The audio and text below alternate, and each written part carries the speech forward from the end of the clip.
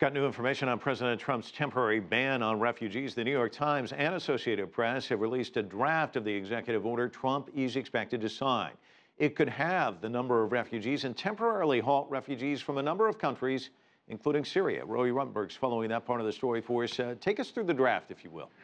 Well, Mike, this was really another one of Donald Trump's big campaign promises to rally his base. He claimed that would-be terrorists could and were getting into the U.S. legally, largely because of lax vetting. And some of them, he argued, were coming in as refugees, notably from places like Syria and Iraq. Now, already in his first week in office, we see him making a bold and controversial move on that issue.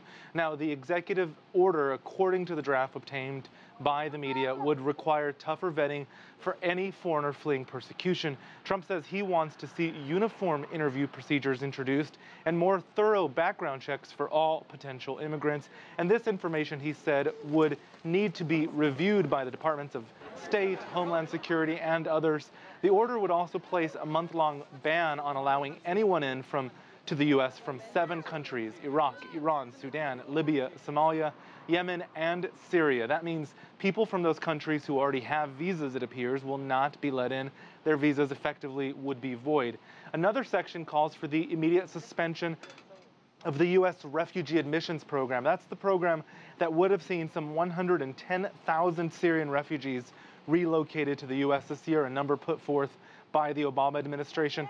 According to the draft of the order, the program would be reviewed and eventually reinstated, but with much smaller numbers, a cap of 50,000 refugees in total for 2017.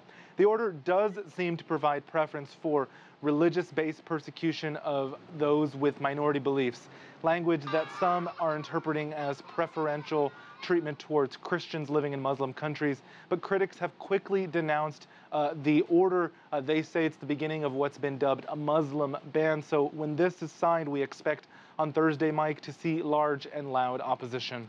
Roee, we also understand that there's been some reporting about Donald Trump's views on torture. What can you tell us about that? Well, that's right. In a television interview on Wednesday with an American media outlet, Donald Trump said he thinks torture is effective. Now, this follows what he said were discussions with his top intelligence officials.